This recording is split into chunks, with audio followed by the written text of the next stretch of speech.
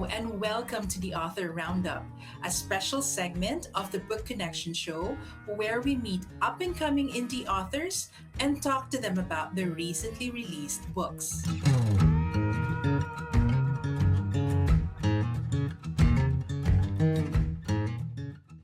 Welcome to the Author Roundup. I'm your host, Jenny.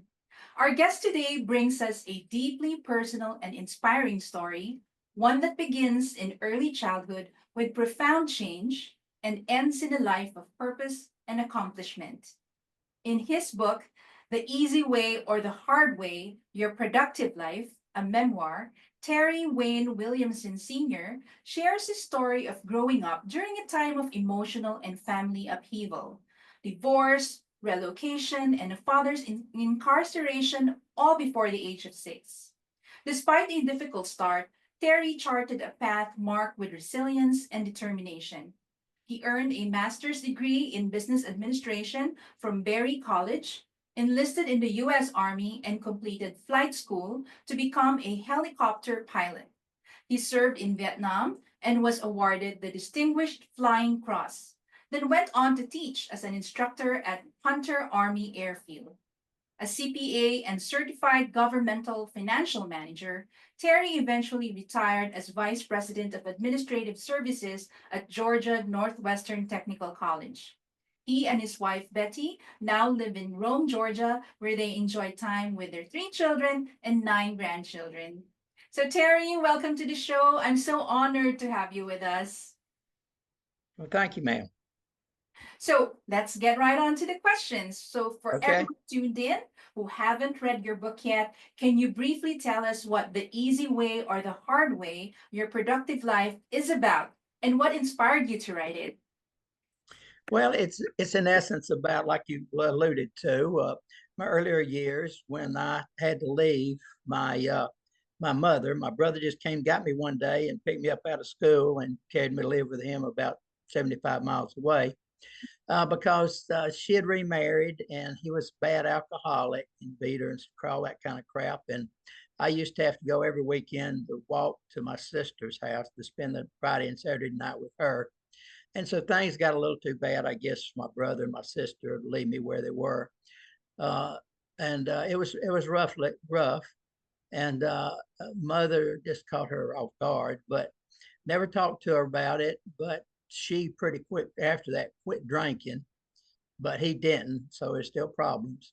So anyway, I went on. I didn't let that stop me, and I learned by going and working in the country how to work with my hands and to work hard. And that led me to where I left the productive life because you do so with your hands and your mind. But I didn't let things like that stop me, and I always strived to do the best I could. And my message would be to younger ones, and that's one reason I wrote the book. Don't let problems early in your life stop you. You can do things, you can achieve things. Doesn't have to be a multitude of things, but you can do things. Just don't let your childhood stop you. Keep going, get with the right peer group, and you'll be fine. Wow, that's a very powerful message. Your memoir starts with stories from your city years in Atlanta. How do you think your early city life shaped the person you became later on? That's a little tough one. I haven't given that a lot of thought. There was the city life, you came in, you changed, well, normally you didn't change your clothes, didn't change your shoes, didn't have one pair of shoes, but you'd come in, throw your books down, and run up the street and you'd play until dark, or somebody called one of the kids in, then everybody'd go. I didn't spend a whole lot of time studying because that's what I would do. And but when I moved to the country, there was nothing to do when you got off the school bus. You had to feed the chores, feed some animals and stuff. But then you just had you could start studying, and I did. So it made me recognize that your environment has a lot to do about how well you can study and concentrate. I would sit in front of a television in Atlanta, what little studying I did. You can't learn as a child sitting in front of television and doing your homework. You've got to be alone and in privacy, kind of where it's quiet. So it's those kind of lessons that, if I really analyzed it, I can find a lot of issues. Um, but basically, that would be them. Mhm. I see. So you also write very honestly about your parents' divorce and your right, stepfather's drinking. What right. gave you strength as a young boy to cope with such difficult moments? Well, I don't know. I've thought about it a little bit. I didn't. I never cried when I left my mother, although I was hurting. Um,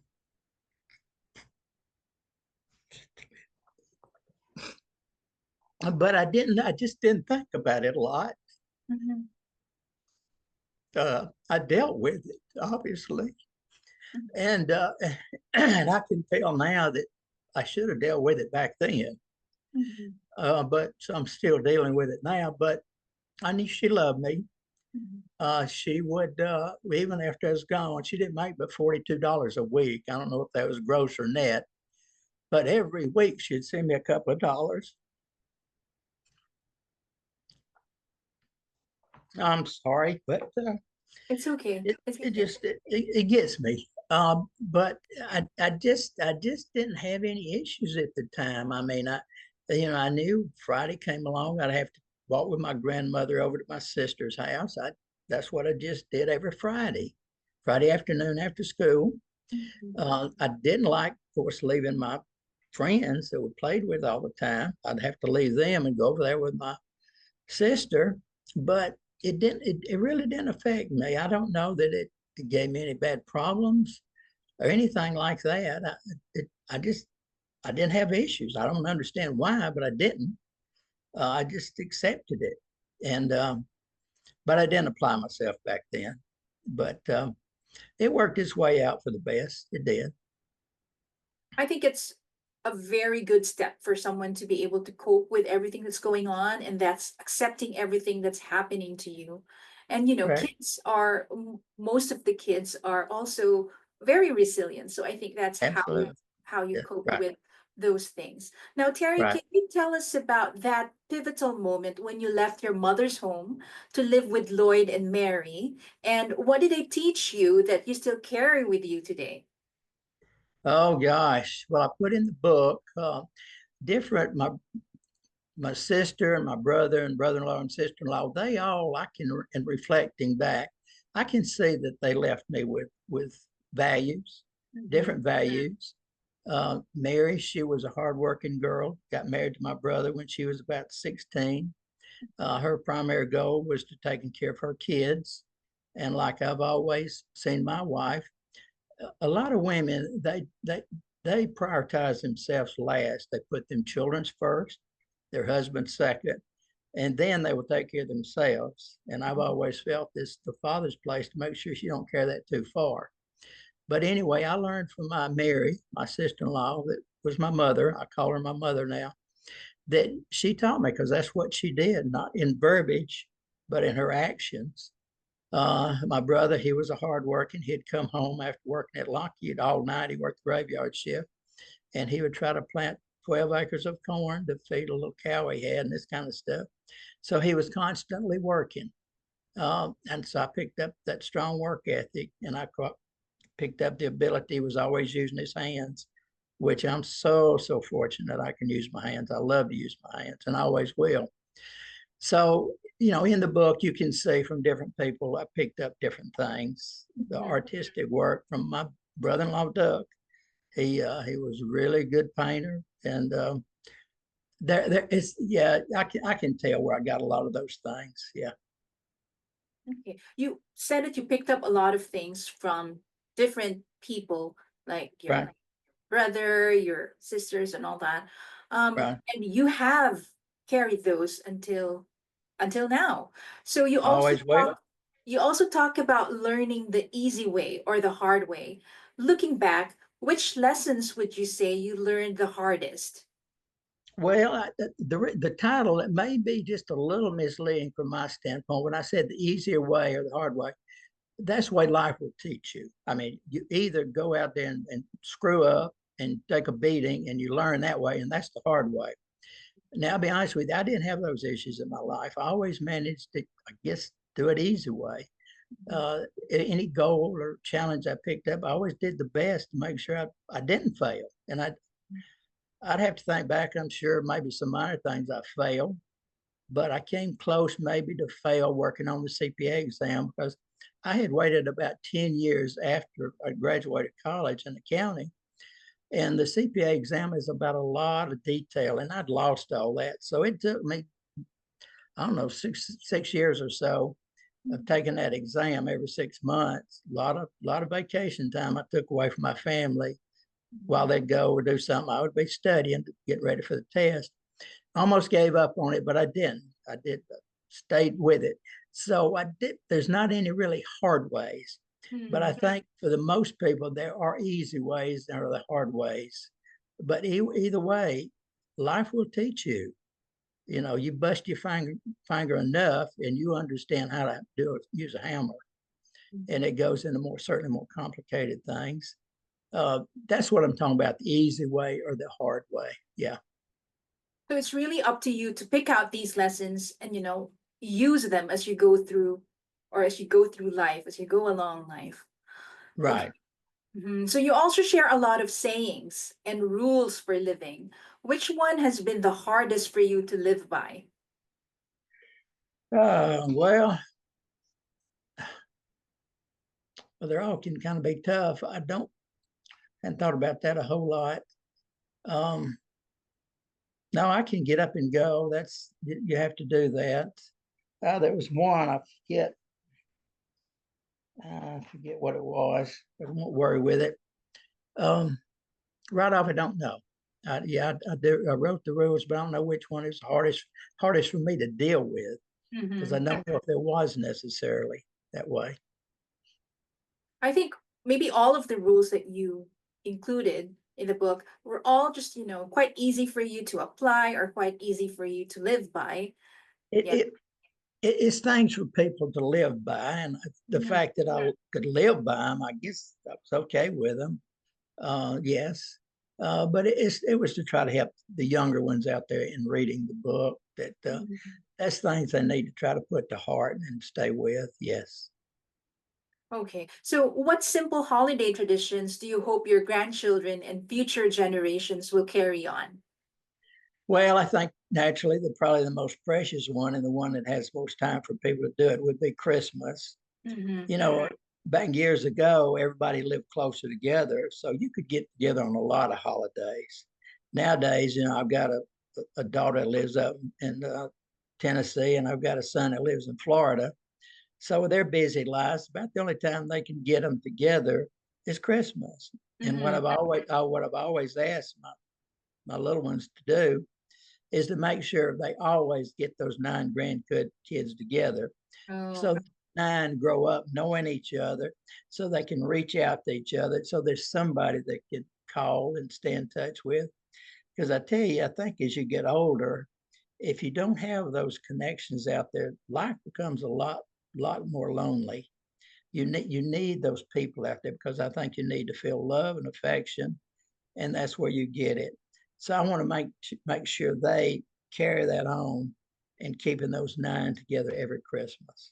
yeah. So you're still trying to keep that tradition until today that the entire family would gather together to celebrate Christmas together and, just, well, basically for the holidays and just be Right, right. together. So even if you don't Right. really, like, some would probably be living in another place and all that, they would all come together during Christmas Oh, to yes. celebrate. Wow. Right, Okay. right. And Terry, in your book, you also talked about the different jobs you've had. So there was Uh-huh. one chapter there, it talks about your employment and about moving between a blue collar and a white collar job. Or what's one lesson about your work that you wish more people understood? Oh gosh. Well, I definitely wish if you're a white collar, uh, you've got to be able to to feel and empathize with blue collar people that sometimes can have a little tougher life.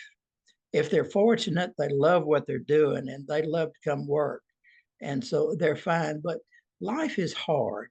Life is not easy, and so be conscious of others' feelings and treat them as you would like to be treated.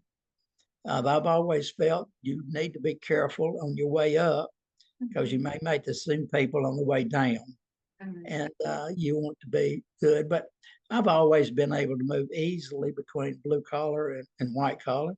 You know, I grew up. My brother was union, and he worked with his hands. And the people that I was around in the country worked with their hands. Farmers. One of them was a bricklayer.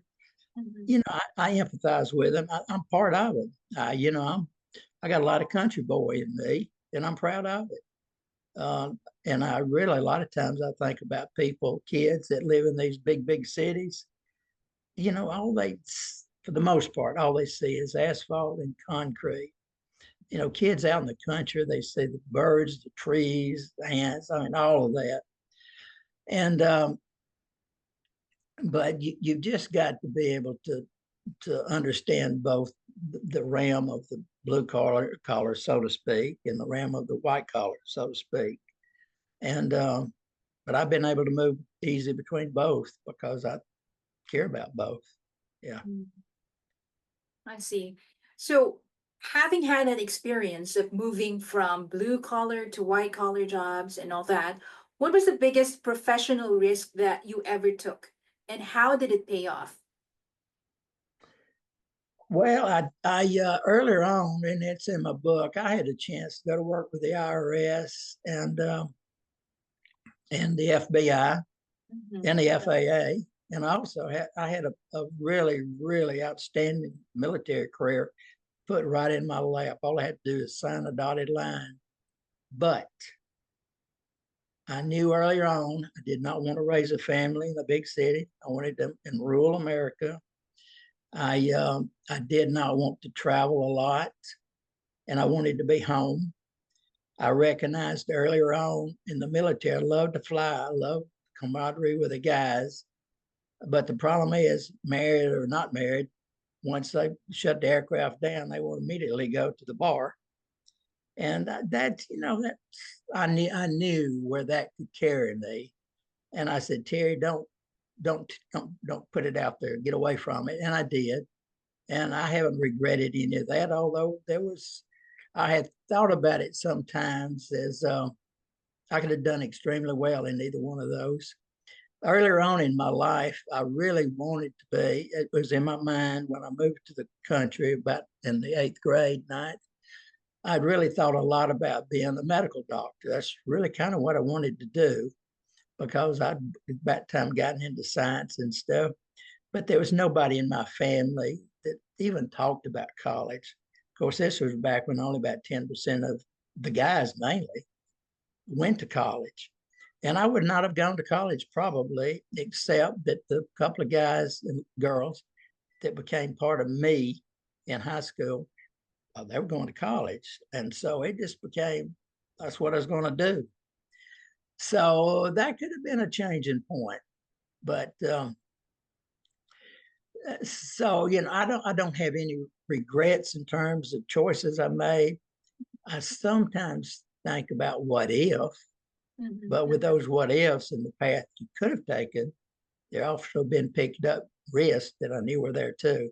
So I'm very happy where I am. 60 years married, I'm good to go. That's great. So you also touch on how religion is about belief and how you live, not just church Right, attendance. How did you right come now. to that understanding? And what would you say to someone who struggles with faith because of hardship? Well, it is tough at time. I think about the 27 kids that just died in Texas through that flood. That's hard to understand, but it is God's way. Um, I have not worn my religion on my sleeve. To me, it's very personal. Religion is not of the mind; it is of the heart. And I've seen those in church. You can't question whether or not they're religious. You can't do that because you can't tell for sure. But sometimes their heart shows more about where they are than it should. Um, so I'm there, and I've seen deacons that make their mistakes. But you know, I learned earlier on. My mother, who she played the piano when she was young. My grandmother, it's in the book. She not every night, most every night, she would get me in her lap in her rocking chair and read out of this Bible. And I always wanted her to read the red letters. I just, as a young kid, 6 years old, you like those red letters. And so it's been a very personal part of my life. I don't, like I said, don't wear it on my sleeve. And but my mother, I know one reason she probably didn't go to church or carry me like she should have. She'd carry me to Sunday school. I mean, to vacation Bible school, but she just didn't have the clothes. In fact, you got to go back in the 50s and 60s. City church women, they wore their finest hats and all, pretty dresses, nice dresses. My mother didn't have those. And women, how they're concerned about their looks and how they look to other women. So she used that as an excuse not to go. But religion, yes, it's part of me, but I don't throw it out there at people. I, I, I understand the frailties and weaknesses that people have and try to look over and understand those. But another thing I've been very impressed by, which religion as a faith is not necessary, but when you start seeing major astronomical physicists and really, really sharp minds saying there is something by design that put turn this whole mankind on. It's just not simply RNA and DNA being put together in a mud pile in water someplace. It's far too complex. There is a designer, and they're not going to call it God, but it's by design. So that tells you a little bit more too. I see. So you also talked about your struggles in learning when you were younger. Right. How did your perspective on education change as you became a parent and then eventually a grandparent? Well, I think I had changed. I see how it changed when like I said earlier, when I did in Atlanta, when I'd get out of grammar school, I'd come home, throw the books down, run up the street, and I might hit the books a little bit at night, but not enough. So I made C's and D's. And so when I moved and transferred up to Pine Log, that's the little school I went to up there in the country, Pine Log, there was there was a couple of guys and girls that they all made straight A's, and that's who I wanted to be like. So I'll be honest, this was in seventh grade. So I'll be honest with you, I started cheating. I would go home, didn't have much to do, had time, but I'd go home and make little cheat sheet notes in the palm of my hand or write them on my ankle or a piece of paper. And so I started cheating. Well, my grades came up, but then by about December, I realized that when I had them there and I take the test, I didn't need to look at my notes. I knew it. And it finally dawned on me the reason I knew it is because I'd studied the night before, going through the book and outlining and learning it. So from then on, I never made anything but A's and B's. Kids nowadays, I don't think you can get it over to them that well, but their peer group is a tremendous force on how they do. Mhm. Now, I'd also learned early on that I couldn't dictate who my kids played with necessarily, although I did sometimes. We'd go on vacation if I didn't want her going over to Sally's house to spend Friday night because I wasn't sure about her. But anyway, what I learned, you can't dictate the play, but you can dictate the playground. So I always made sure where my kids went was with the right group, at Mhm. least as I saw the right group. Mhm. And you got to do more of that. You got to really be careful of your kids, and you really have to stay after them to get them to work. And if they'll ever learn that there's joy and fun in learning, they will be fine thereafter. I see. So was there a change to that perspective from a parent's point of view now that you're a grandparent? Well, yeah, well, the only change is I try to talk to my grandkids about some positive motivational type stuff. But let's face it, when you don't live close to them, you don't get to see them enough to talk to. So it's very, very hard. You can't. That's one of the things I have learned in life that I did not anticipate. When I grew up, we all lived sisters and everybody lived relative close together. So we'd see each other all the time, not just Christmas, all the time. But now I never see my grandkids, rarely ever see my grandkids unless I go see them because they're so busy. So you don't have, as a grandparent, I just don't have the ability to impact that much on their lives. I would love to, and like I put in the book, that's one reason I wrote the book. Maybe someday they can glean something out of that that will help them. I hope it does. Yeah. Yeah, that's the best way to leave something behind, like now that you've written the book. Right, Okay. right. So your book talks about a productive life. What does that mean to you now that you're at this stage in your life? Well, I think when you look back, of course, when you look back, you got to realize ain't nothing to do to change anyway. But if you can look back and recognize you've achieved some goals, you can achieve and understand why you're happy in your old age. Number one, you're very fortunate if you have good health, which you have to maintain that, which I try to do. But you can see things you've done, and one of the greatest joys I've got. I never really enjoyed pushing the pencil as a chief financial officer. I just didn't. I enjoyed getting out, laying rock, building a rock wall, doing things with my hand, building cabinets, building shelves, wood carving, painting, all those things. That's where I receive my joy. And with those, I can still do that today. And I can still do those things as long as I have one thing, Mm-hmm. and that's my eyesight. You got to have your eyesight.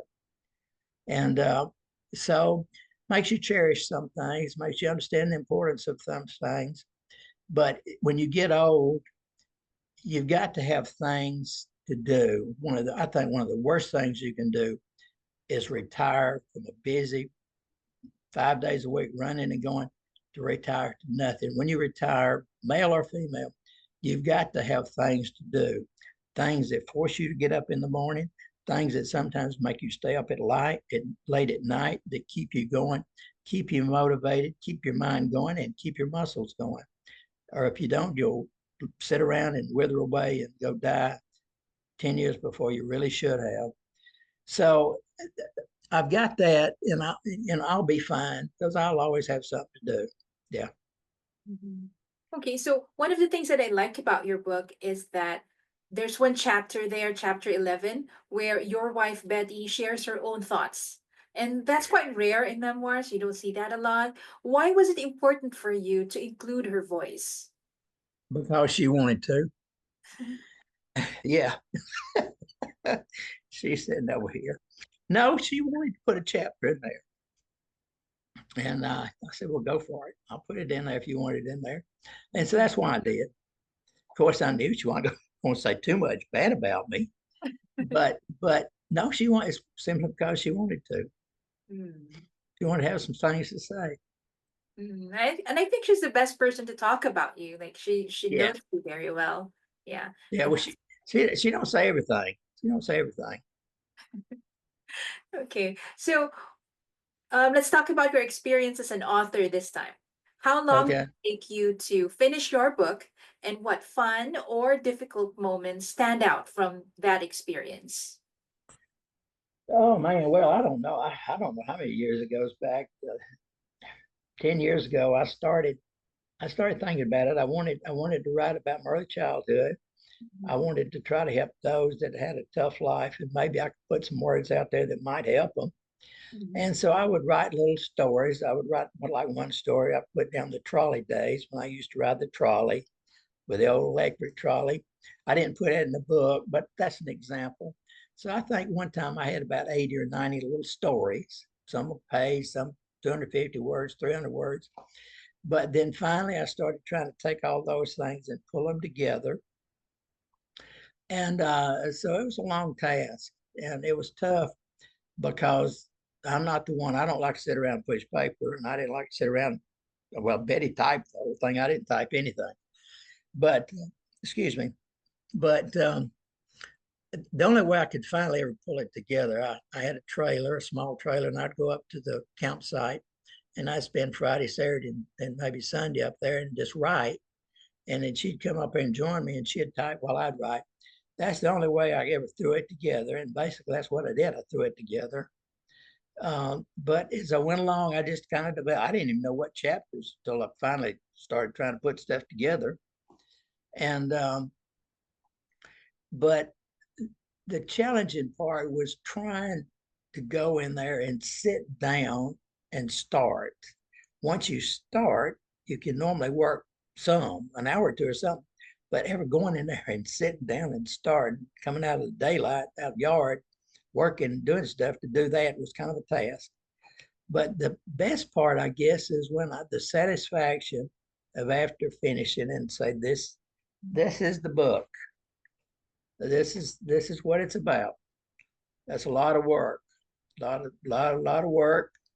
It's 200 pages, about 55,000 words. That was a little struggle I had. 20,000 words. That's that ain't enough. 30,000 miles. That ain't enough. So I kind of trying to rack my brain and add stuff in there. I didn't do research on it. What I put in there is what I pulled out of my brain, and because I wanted it to be me, and so I don't regret. I spent some money on it. It's not cheap to publish a book. I'll never get the financial rewards out of it, but that's not what's important. I just hope it will get to some kids that can use it and make a difference. And I know it will with my grandkids if they ever get time to read it. We'll see. So it's been a journey. To anybody that might want to do it, uh, you got to have a good purpose because something has got to drive you through that process. It's got to be something you really want to do, or you won't make it through the process. Don't worry about the English and spelling because, gosh, I'm the worst in the world with that. Because I didn't worry about that. Betty always corrected English and spelling, so I didn't worry about it. But don't worry about those things. Don't worry about all those things. Just put your thoughts on paper. Somebody can type it up for you, but just put them on paper. And it'll finally come to fruition. It'll finally work out. So And you'll this be is glad. yeah, so this is a memoir, so it's deeply personal.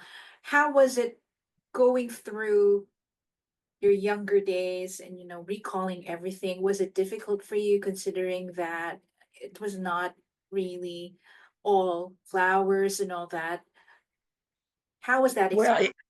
at times there was, but in times I think probably in retrospect, I probably needed that. But no, it made me think a lot. It makes me far more appreciative.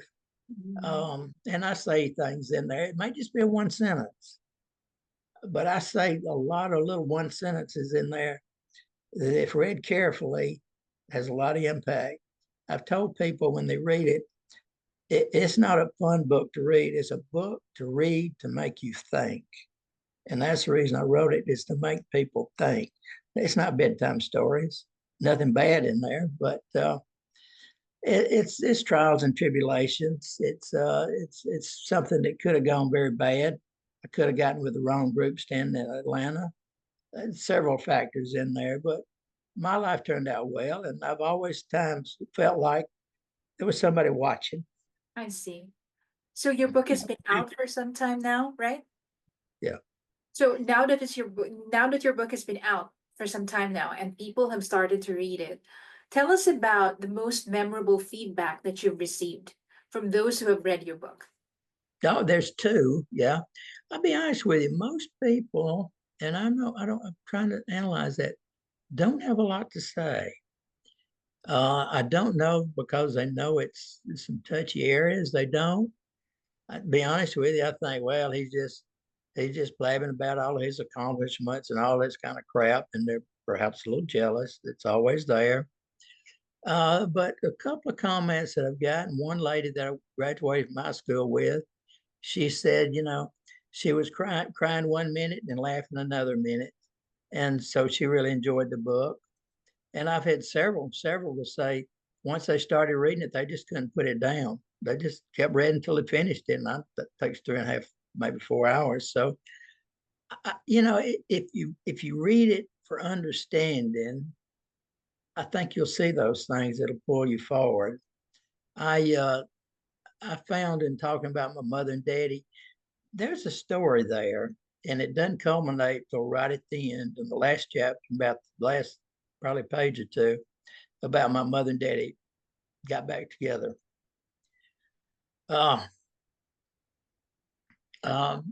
was right after I graduated. And I know the reason they did is because they saw each other probably for the first time in 20 years or more.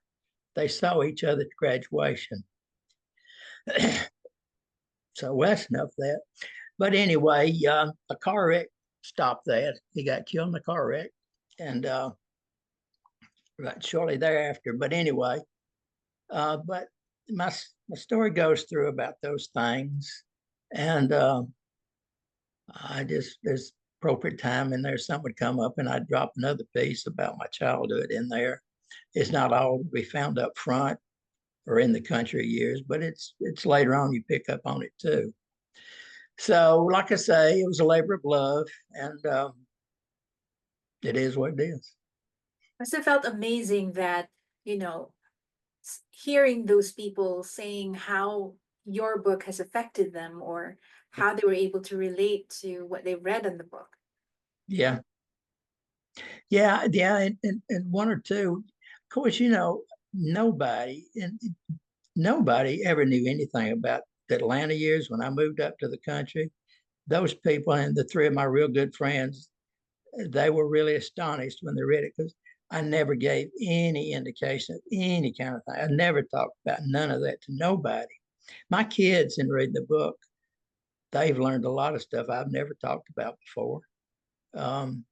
They've learned a lot of things about my work, my military, close calls I had in the military. That's a chapter.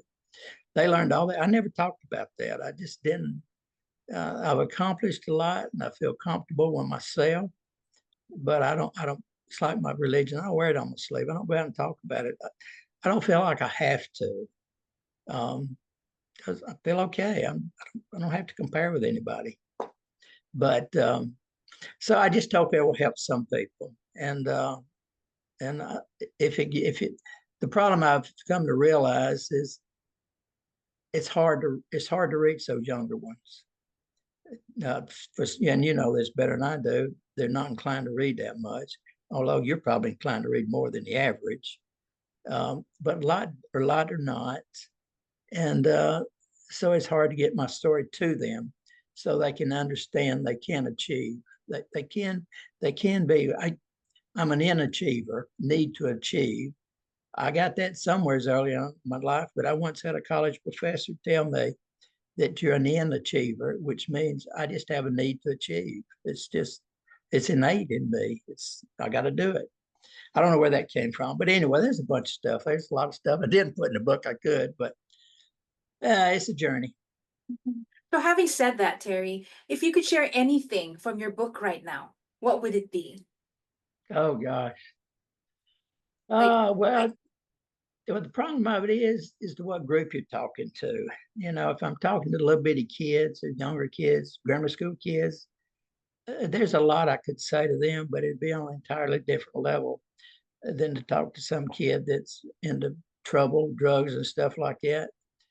So I don't know if I could put it in simple words, but there's a lot I could say, but it depends upon the group, depends upon male or female. perhaps you can read us something from your book. Well, this is something that's on the back of the cover. I guess it kind of summarizes some things. Of course, you alluded to the last about that CPA and the government, Army and stuff. So I won't mention that, but just let this suffice, I guess. More than 60 years later, author Terry Wayne Williamson Sr. realized his childhood memories hold a lot of meaning. Between the tender age of 4.5, 5.5, he experienced many challenges. His parents divorced. He and his mother moved to a new home in a new city. His daddy started an 18-month jail term, and his mother remarried. The reason my daddy now, in retrospect, and I didn't learn that until I was about 77. I know the reason that he went to jail for 18 years is he refused to pay alimony and child support. I'm sure this is bringing a lot of memories to you. I learned a lot from a lot of different places, a lot. So finally, Terry, please invite everyone tuned in to visit your website or follow you on Facebook, and of course, get a copy of your book. Okay, and I want to thank you. You've been very, very good, and I can tell you read the book. You got in there to it. I can tell by your questions. So I thank you. Thank you. So, Terry, thank you so much for sharing your powerful story and all the lessons that you've learned along the way.